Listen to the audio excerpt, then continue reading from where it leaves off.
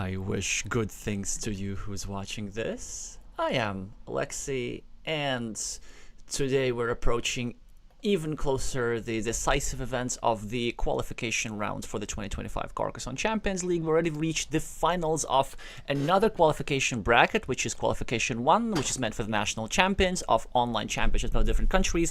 And today we'll be watching a match between a Taiwanese player with the Finnish-sounding screen name yuhaihanemi.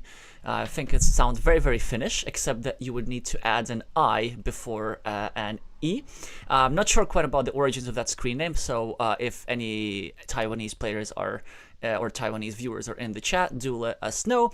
Against the Japanese master with the screen name Pyro, so very well-known player, participated in World Team Carcassonne Online Championships already several times, and has a peak rating of around 780, I believe.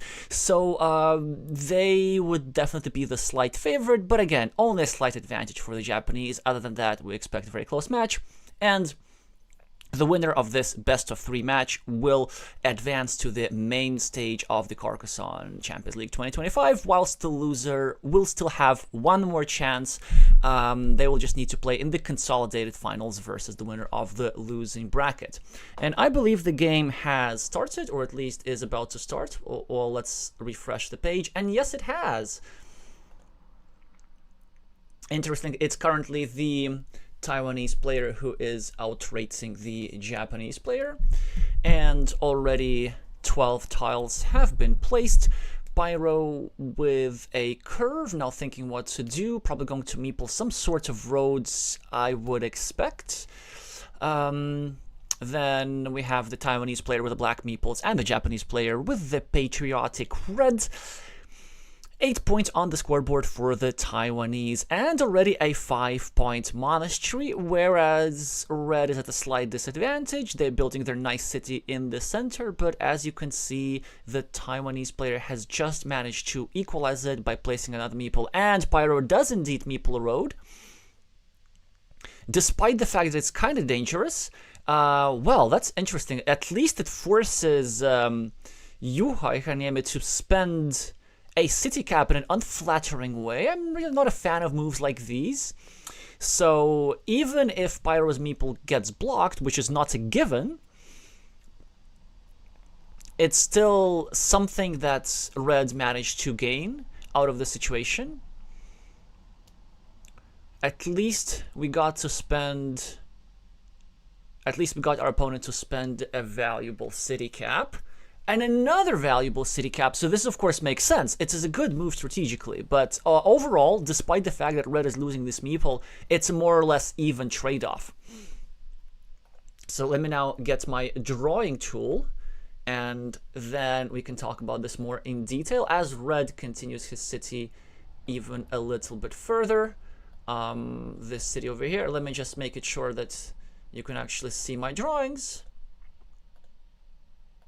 And there we go. So, yeah, now red is putting some pressure on the shared city. And in fact, before this tile was drawn, red was setting up for a splitter to gain these 16 city points for himself, but not meant to be. Pyro with a crossroads, probably gonna get some quick points, and at the same time restricting this city cap just a little bit, or really by a lot. In fact, red is just one tile away from blocking this meeple completely. Not this tile, but red can accomplish something else. Look at this lovely, lovely invasion. Great position for red. Black is trying to defend his city, and rightfully so, because again, any straight line would have killed off this meeple completely, because all the 3 right-handed dagger tiles, which would normally fit into this square, have already been used up right over here. Interestingly, that black is now with a meeple shortage, despite the fact that so many of red's meeple are already on the board. Hi Divaka, hi Temrak.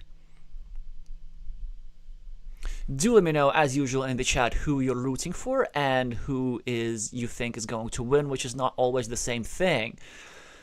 Pyro now invading the field and also completing his city at the top.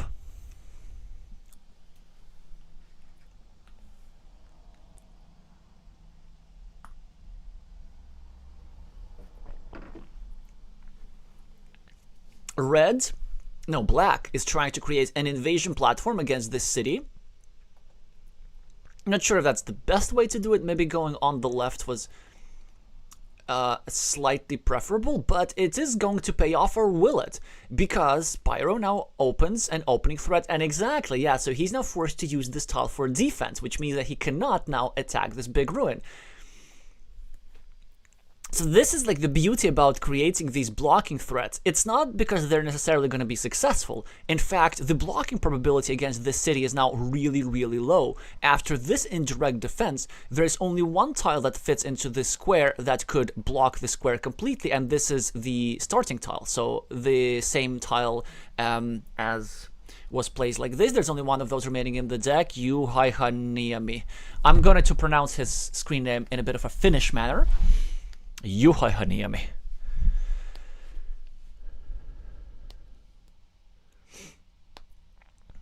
Ota meeple takaisin. 4 quick points for Pyro. +9 on the scoreboard. And far, far superior position due to the city on the left, which has 3 meeples, 3 red meeples on it. Yeah, and you see, like, now Black is going to just chase around that city. But Pyro does not get a tile that could help him cover up this square. So what, do we just go for scoring? Maybe a monastery over here? This actually is not that easily blockable at all. We can get a curve pretty quickly.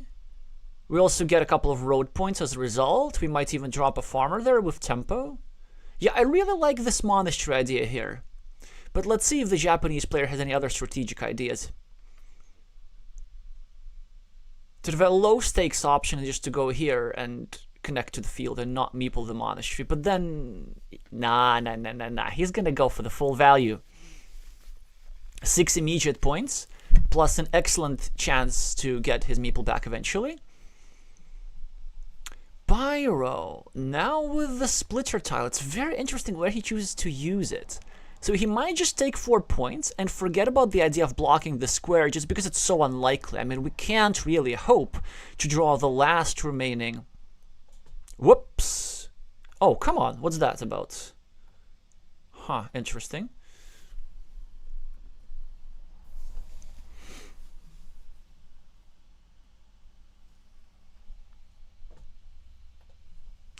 Hi Nalaheim, hi Sparkle Horsey.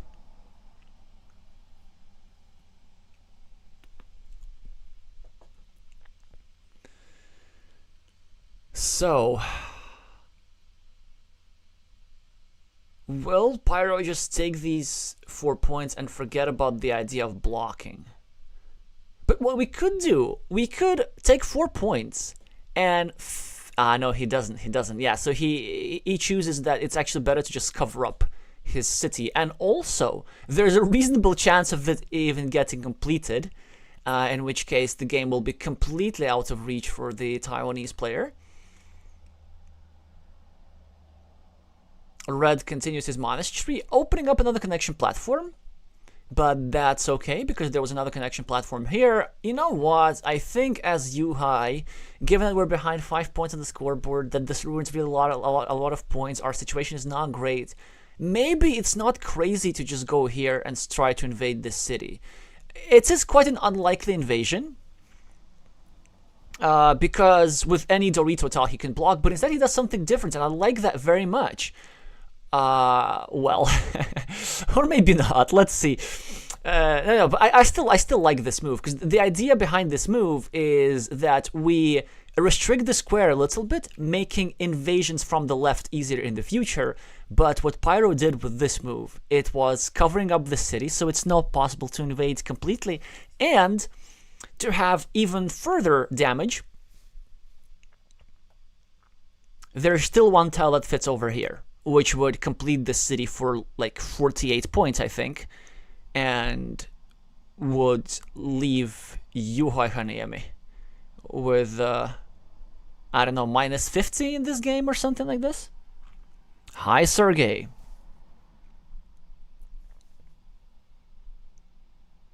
Yuhaihanemi had to meeple this monastery. I am shocked why they didn't. Like, their situation is dire, so they need to take every point they can get. And also, like, if they just place a meeple here, the likelihood of finishing the monastery is really high, because they're getting the curve here anyway, and then... So it's a 7-point monastery, essentially. And then they just have 2 more moves that they need to make. Yeah, I think it's just unnecessarily conservative for being so far behind. Maybe they are not fully aware how much points this ruin is exactly, even if it doesn't get completed.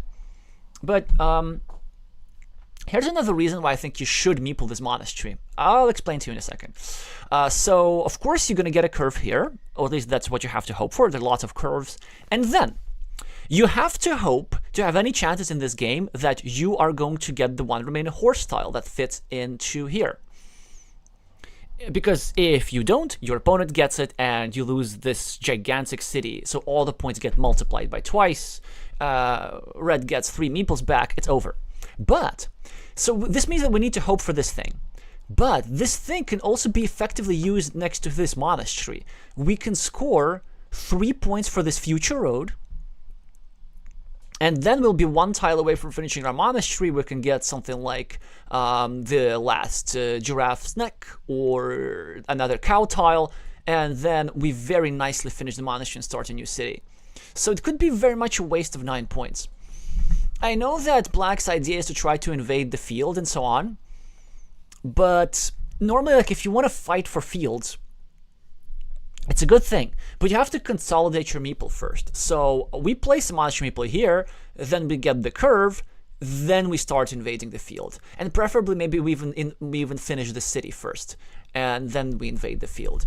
Because, you see, this invasion is not going to do that much at the moment, because Red is going to get a curve here soon enough and drop a farmer on this 6-point field with tempo, because he'll be getting this monastery meeple back with a re-invasion threats from here.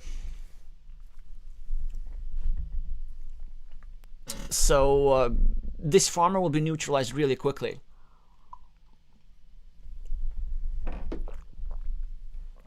Hi, Victor.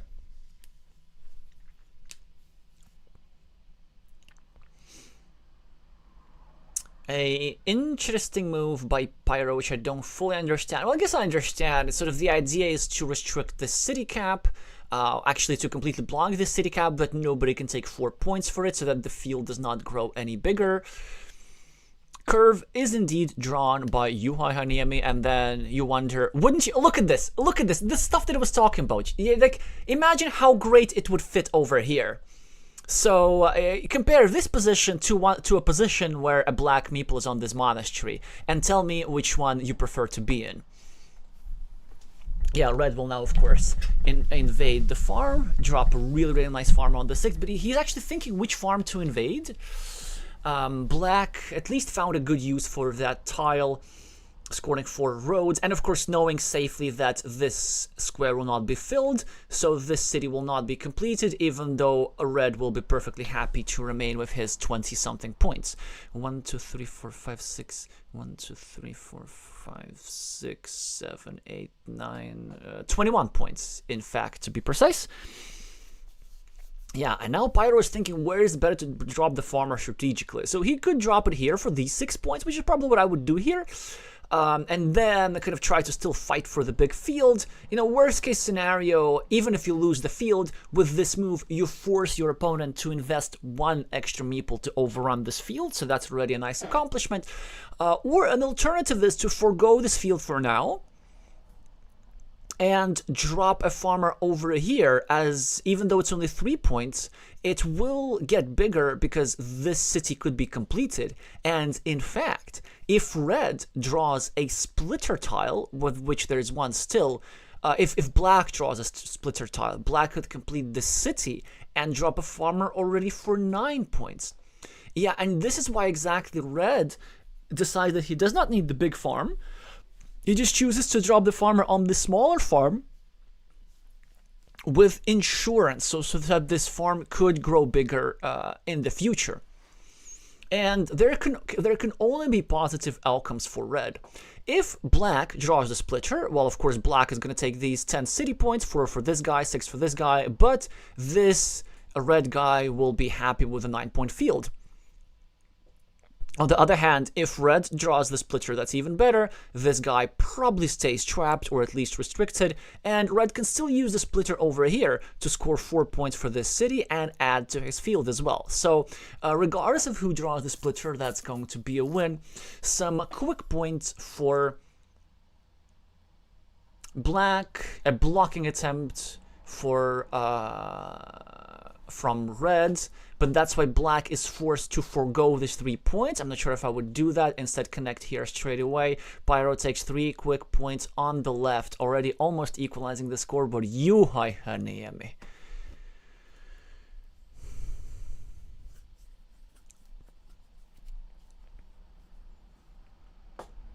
With a crossroads. Probably gonna take 3 points here. Or will he?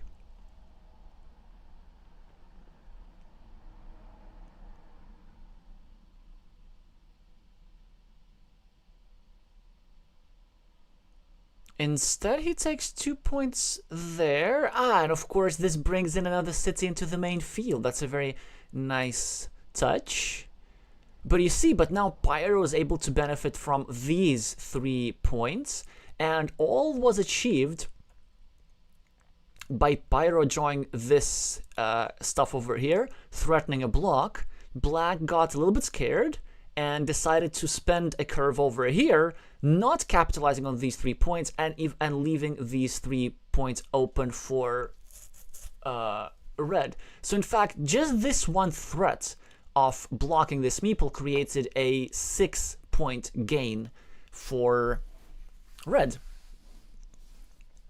After black has drawn the splitter, as discussed before, and completed his cities, he is 14 points ahead on the scoreboard, and he's ahead on the main field.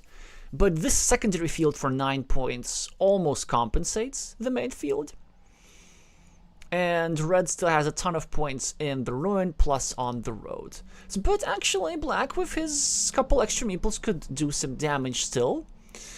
So let's see what black chances are. Okay, so 6 plus 21, that's plus 27.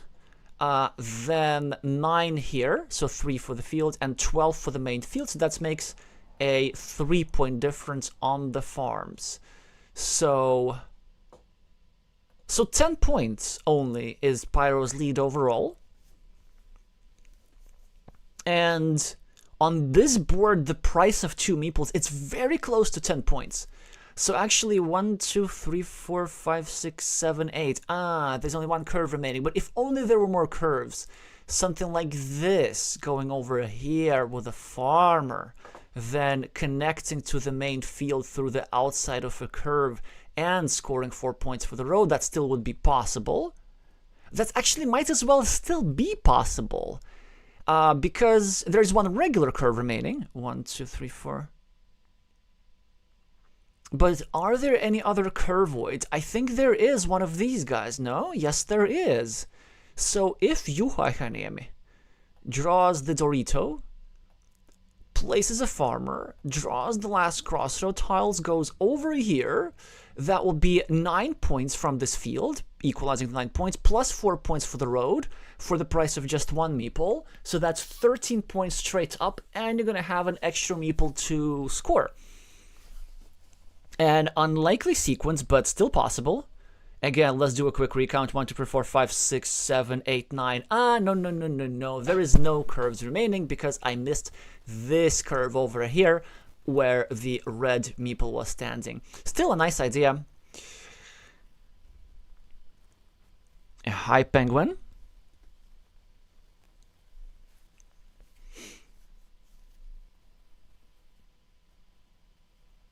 Waving your flipper.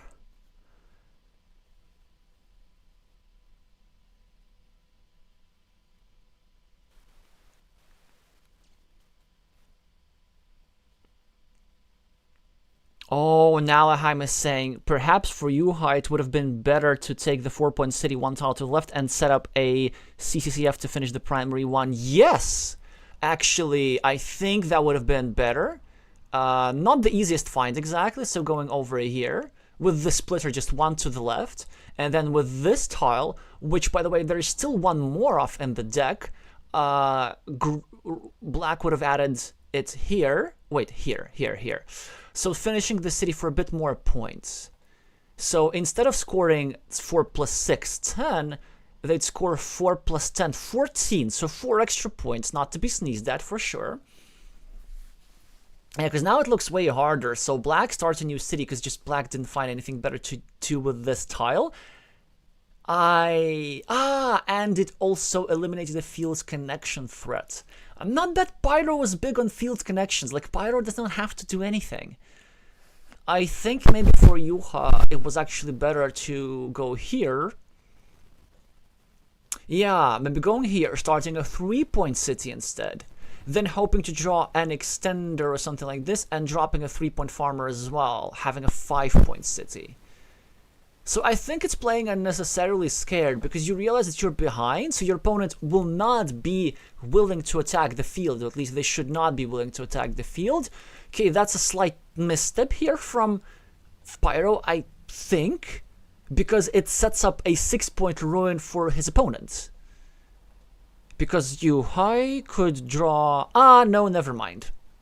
It's a 5-point ruin, so it's not that bad. Because the triple city tile that fits here is without a shield. Hi, Napalm. So a city cap for yuhaihanemi. Now got to ask themselves, is there a city still remaining? Is there a city tile still remaining? I don't think there is, but I didn't count that carefully. Oh yes, there is actually. There is. 1, 2, 3, 4, 5. No, there isn't. Okay, we need to think about this. 1, 2, 3, 4, 5, 6. No daggers, no vanilla city caps. City cap with a crossroads. Yeah, there's one of these guys remaining. One of these guys. So ideally, we could maybe start a farm on a city on our farm. But in this farm over here, there are actually no free green squares to do that, except this one. So we could go over here, but this would start the new city in a very restricted place, and could easily be blocked. Yeah, so yuhaihanemi just takes city points. Pyro now needs to avoid any field attacking opportunities, which I think he'll do just fine. He just needs to make sure that his opponent does not invade this beauty over here. And then this should win him by a few points. I believe the difference is now +5 for Pyro.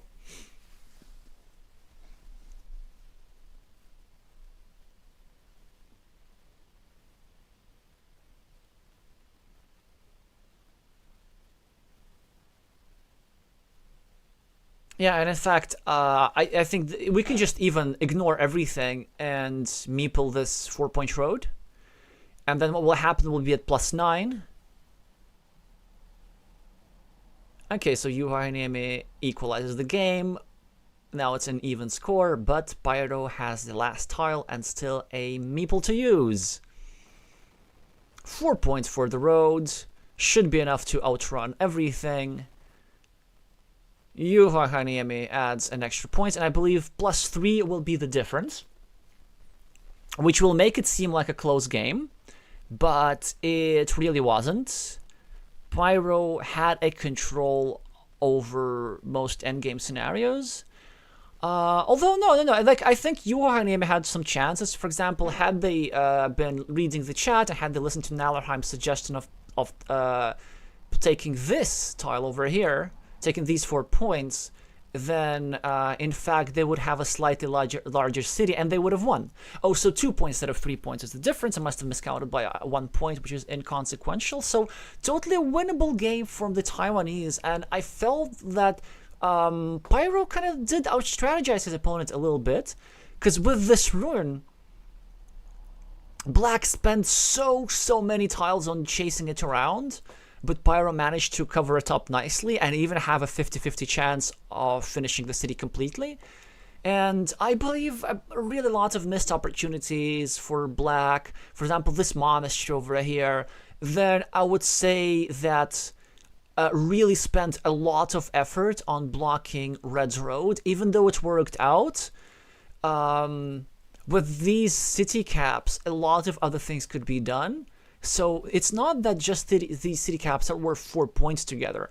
That with this city cap, for example, Black could have placed it over here to equalize this city by Red, which was open at that time.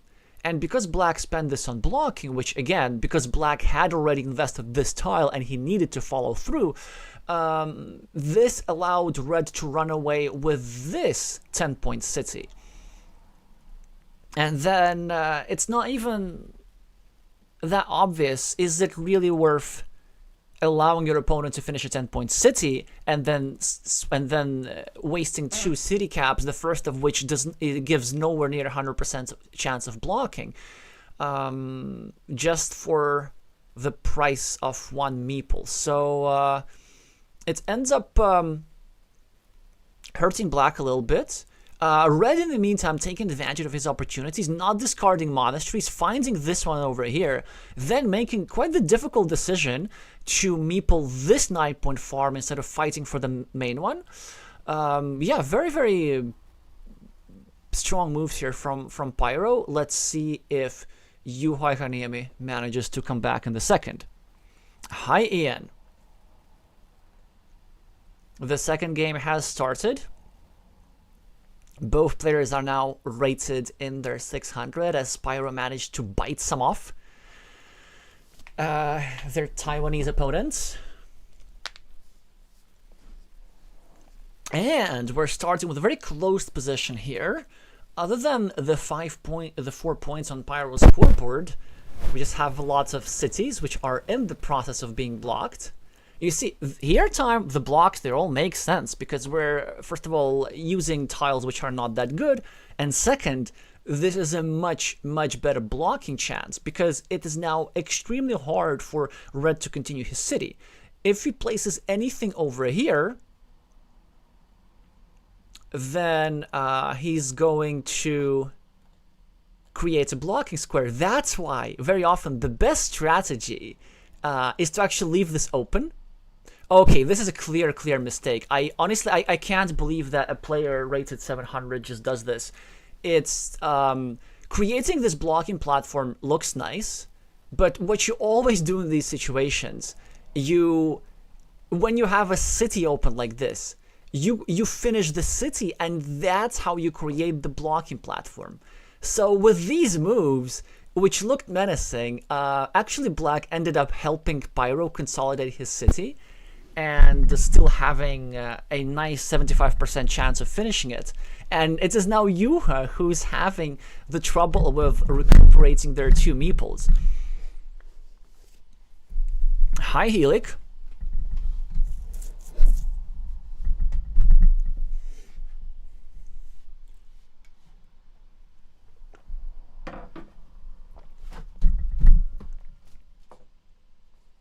Yeah, like there wasn't really a big urgency in blocking this, and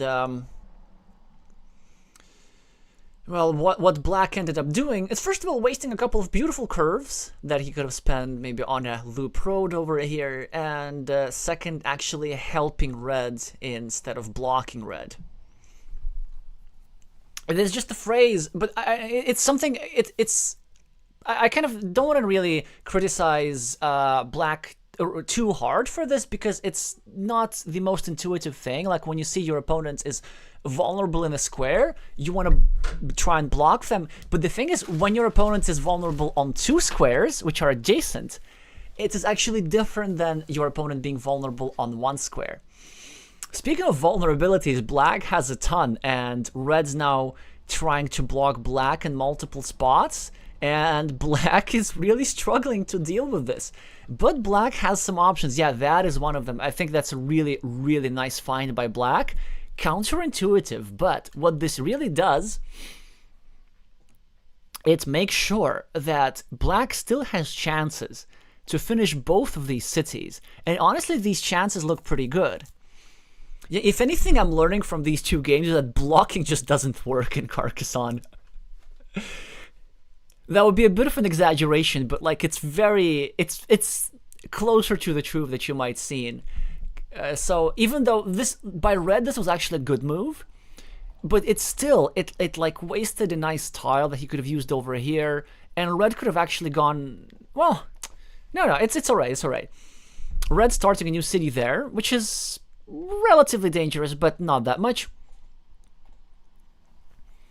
Yuhaihanemi with a curve starts to block it. Red will be just fine continuing the city, preparing the completion thereof. Now, a nice new city by black, creating another blocking platform against red, but red responds in kind, gets 5 points for these roads over here, and creates another platform against black. So everybody's trying to block each other. Black is continuing his city, making it slightly safer. Red's probably gonna attack something. Just maybe here or here, not sure which one's better. Maybe here is actually slightly better, and I'll tell you why. It's not an attacking move, it's a defense move. It makes it so that if red, who by the way now finishes this lovely 12-point city in the center, with the help of black, of course, and 21-0 on the scoreboard, which looks bad, but actually it's not that bad because, black still has some construction projects ongoing. But the reason why I like the choice of blocking here by red so much is because it's actually a defense move. It makes it so that black cannot easily get a curve and block this square next to red city, because that in turn would make this square, which black just filled, more vulnerable with this straight line over here. So yeah, that's why it wasn't a blocking move, it was more a defense move. And a blocking move at the same time, of course. So, you are a little bit behind, but not too much. So let's see what yuhaihanemi does. How much does he care about blocking?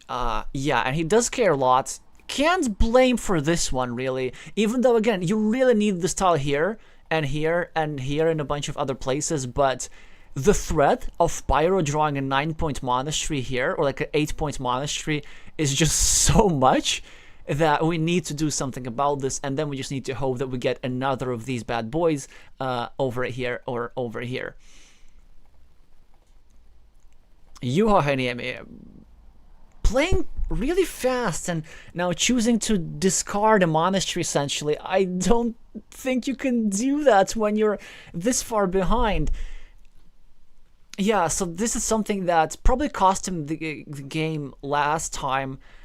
Here it's a little bit different because there are not so many good monastery squares. But also, like, this block, it doesn't really do that much. There are still 3 tiles that fit in this square. And then will yuhaihanemi really manage to get 2 more tiles to go here? Because, like, red in the meantime has his own constructing projects. Now 21-0. Yuha with a crossroad tile finally gets on the board. Pyro with a monastery, probably now going over here and meeple it. Don't really see any reason not to, but instead he goes here and meeples it for 1 point less. What could be the motivation of that? I think I know what. Maybe he didn't like the ideas of this square being potentially vulnerable and losing 3 meeples in one spot. Maybe that was it. Or maybe he just likes the idea of filling this square with something which would score 1 point for this monastery and 1 point for this monastery at the same time. For example, he could do it right now. As yuhaihanemi, at least finally, got a city cap with a road, and they successfully blocked this square. I did not expect that to happen, I'll be honest with you. But Pyro is unperturbed, because what matters more in Carcassonne than meeples? Points. Meeples only matter because you can use meeples to score points. If you're not going to use meeples to score points, then you're not going to win. Or if you already have the points, you don't need the meeples. And This is exactly what has been Pyro's strategy in both of the games in this match. As 4 extra points go for Pyro, Yuha now continues his city and starts another one and slightly restricts the square just a tad. There's still, of course, a couple of tiles that fit there, or no, just one actually. No vanilla tiles remaining, just the splitter tile. And of course, a couple of Doritos. Well, 1 Dorito to be exact. No, 0 Doritos. Huh, that's fun. That's really fun, actually. Pyro starting a new city up top. Not starting a new city up top. What's that about? Maybe he figured that there are not too many city caps remaining. Pyro with a monastery, and he's gonna use those for scoring. I'm pretty sure he doesn't care about defending meeples at this point.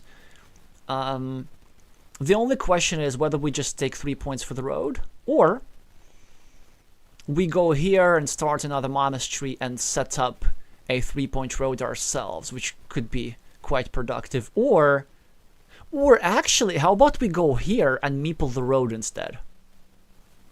1, 2, 3, 4, 5, it's 6 points and a chance to get even more points.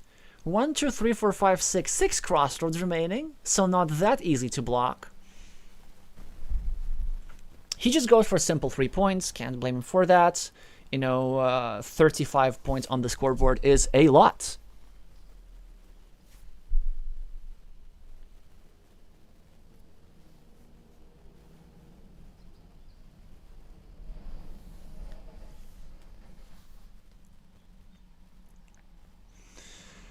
So the Taiwanese player also gets some quick points in the form of a 4-point loop up top. Pyro with a move that adds to both of the monasteries. Now yuhaihanemi needs to use this monastery as a value tile with 3 remaining meeples. There are several good options. One option is going here, meepling the road. Another slightly crazier one, meepling the monastery. And another one over here, meepling... Yeah, okay, that works, that works. So, Pyro with a city cap. So, the reason why I kind of slightly crazier one is because Black is gambling that he's going to get a crossroads or a curve tile before Red does. It sort of doesn't pay off instantly because, well, Red could just meeple this. But maybe Red wants to clean up the city cap at the top first. And also, again, Black is not out of this because there's still a tile that fits here that frees up Black City 1, 2, 3, 4, 5, 6, 7, 8 with 16 points. And up until this turn, there was still a tile that fit here to try and free up the other city, but now there isn't. It's the last of its kind. But there's one more thing. There's also a splitter remaining that can be used to finish this city over here. So with the right run out, Black can ramp up his scoreboard points quite quickly. So Pyro now needs to think, road or city cap? Normally you want to go for city cap, but with a lead like this, you want to go for the road. Oh, instead he goes for the block. How interesting. And he's probably going to drop a farmer. Yeah. Very nice. Although I'm not so sure after yuhaihanemi successfully scores 8 points for this road. But I think the idea of Pyro is just trying to prevent the disaster scenario. The disaster scenario being Yuha completing all of these cities and even managing to finish his monastery as well. Not that it matters a lot given how many meeples they're still available for Black. So Black could probably start a new city at the top. Not sure if that would be useful. Yeah, it actually wouldn't really be useful because, well, okay, he does this anyway. Oh no, it would be useful, yeah, because I forgot about this city cap. So of course, not very fortunate for Black that Red draws it, but what's fortunate for Black is that we're gonna get some quick points over here. These 4 points are an absolute must.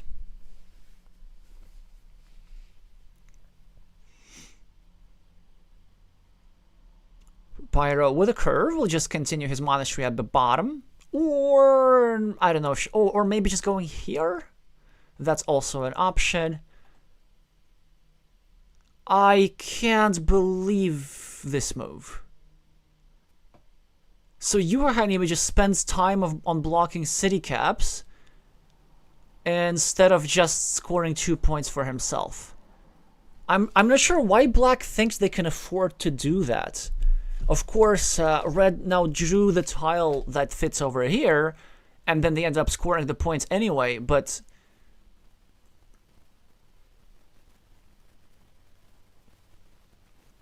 And then, of course, Black is not finishing his city, and that's why Red is losing. But Black had some real chances, and these 2 points could have really been decisive. So you really need to add every single point you can possibly get. So yeah, so Black now realizing this when it's a little bit too late. And Pyro can just continue his monastery, maybe even meeple a new farm for 6 points. That could work.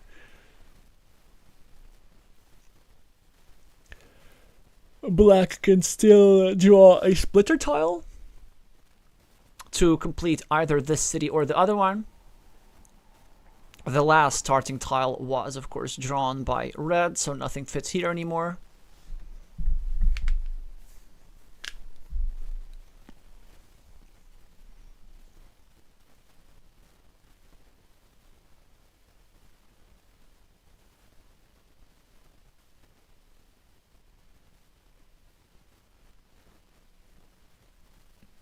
Just an extra point for Pyro. Yuha with a city cap gets a meeple back. Pyro, oh, and Pyro gets the splitter. Oh, just to rub it in and get 9 points for the field in addition to the city. So this score becomes absolutely not safe for work, as another mild imprecision for Yuha. What, a mild imprecision for Pyro as well.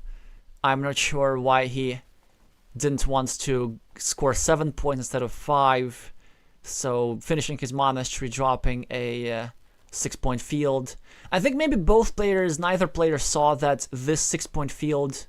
No, there's nothing wrong with either player, it's me. This big field, this 6-point field, was obviously part of this main farm. And what I just failed to see is that this road over here, actually connected these 2 farms like this. So, no. The only one making a mistake in the endgame here is the commentator. But it still does not change the outcome of this game and the match with Pyro with a convincing win. With 94 versus 66. This one, again, was a bit closer than the score was would suggest. And definitely towards the end, Pyro getting some key draws with the splitter and with this tile over here that Black needed. And that would have made the game a bit close. But then even despite these draws, I felt like, again, the Japanese player just managed to... again outplay his Taiwanese counterpart, and all of that had to do with all those blocking tensions at the start, because blocking is good as long as you kind of see how to do that and how to balance blocking and scoring. Because I think the move that ultimately lost Black the game was actually this curve over here. Because the situation was this: these tiles weren't here, this tile wasn't here, and this square was already severely restricted. And very often, when this is the case, you actually want to leave your opponent's cities as they are, because, so if you just leave it alone, 2 possible things can happen. Your opponent gets this starting tile, but then this square is still open, so you can get a curve or a crossroads and then block it again. Or, if your opponent chooses to YOLO it and maybe put this tile over here anyway, then you will be able to place something over here and block the square yourself. So there was no safe way out from that city of Pyro. So the chances of completing it was very, very low. But with this move over here, which of course, with a good tile run out, would give a nice platform for a complete block of both of these squares, what this move allowed, it allowed Pyro to draw a defense. So Pyro, of course, drew pretty much the best possible tile in the deck at that moment, which is this one over here. So that was a tile that very nicely both covered up this square and also covered up this square as well, setting up for the Dorito. But Pyro could have drawn many other things. For example, if Pyro were to just draw the Dorito straight up, then he could have placed it over here for an indirect defense. Because Black has already restricted this square, what that means, Black took away some of the blocking tiles that Black could have used if Red were to decide to YOLO the city by continuing it over here. So there are plenty more blocking tiles if this square is unrestricted. I don't know, like a regular city cap, a vanilla city cap, or a Dorito. But once you have restricted the square with a curve, you've actually made it much harder for yourself to block if your opponent chooses to continue here. But that's not it. That's not over. After this situation was done here, because of this curve, Yuha happened to restrict his own city a little bit, and Pyro was able to draw a tile to start breaking Yuha's city here. But here's the thing. Had Yuha not gone over here, this Dorito move would not have been possible for Pyro. So this square here would have been empty, which means that Pyro would not have been able to go over here and make the move that threatens both cities by so much. Because by doing so, Red would have been exposing this square to more danger. But because this square was already filled, there was no danger to this square. But the only reason this square got filled was because of this move over here. So it's an understandable move, but it's a tactic that many players don't really know yet. Vladimir Kovalev, in one of his streams back in 2021, actually, so on his channel where he streams in Russian, said something like, if you are in a position where you need to block your opponent in two places, the best move is to block nowhere. Because the fact that they have these two vulnerable squares, like so close together, makes it already really hard for Red to untangle in the first place. So this city here, which was of course so critical for Pyro's success, was actually finished not without Black's help. So hopefully something that Yuha can think about before their next match. And there is a next match, so Penguin, don't be so sad, because they can still qualify from the consolidated finals. Let's look how this works in the bracket, but let me first of all update the score, which I have not been doing, just because the match was too exciting. So first of all, we're congratulating all the Japanese fans, and so that was Q1-4. That's wonderful. Q1, fourth bracket. So what's going to happen is that Pyro is the second Japanese player to join the main stage along main stage of the tournament along Rabbit Train. They are advancing, and we'll see them in 2025 competing for Ultimate Glory. And all is not over for Yuha. They will be playing over here in the consolidated final because of the way the format works, a double elimination format. Prior to this match, Yuha hadn't actually lost anything, managing to win against Hong Kong and against Hungary earlier on. And they will be waiting whoever out of these four players comes up on top from the lower bracket. So these are all players who have already lost one game. We're going to have my favorite Italian screen name, which means green chicken, or And you know, these guys over here, not sure who of them is the favorite exactly, but one of them will end up here. So yuhaihanemi better start studying these 4 opponents. And we have some other streams coming up.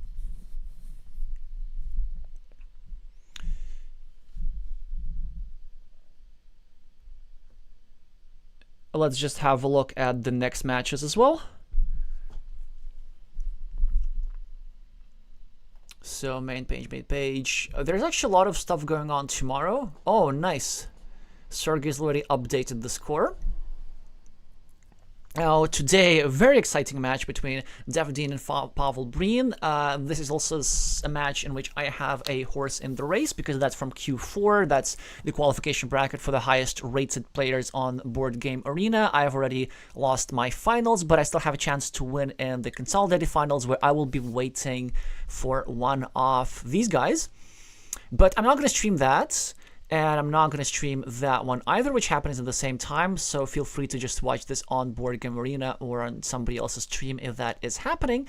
But tomorrow there's going to be a lot of good stuff. So I won't be back in time to stream this, but we will be watching against another Taiwanese player. We will be watching Miss Penguin playing against Caro Payun of Argentina. This should be, again, I also have a horse in the race here because I'm likely to play against one of those in the consolidated finals of Q4. So this is also another Q4 match, so we should expect a very high level. And in the evening, we have 2 treats for ourselves. First of all, Miami against Stroncio will be playing in the semifinal of the losers bracket of Q1-2.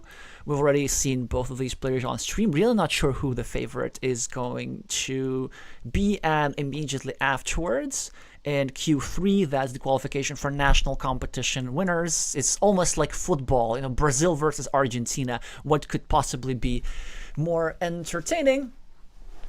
Pablo BC versus Victor Besson. And in case there is suddenly another match which shows up at a short notice, we'll see if we can cover that as well. So I'll see y'all tomorrow. Make sure to meeple the like button if you like this video, and subscribe if you're here for the first time. But other than that, thank you all so much for watching, and I'm gonna see you soon.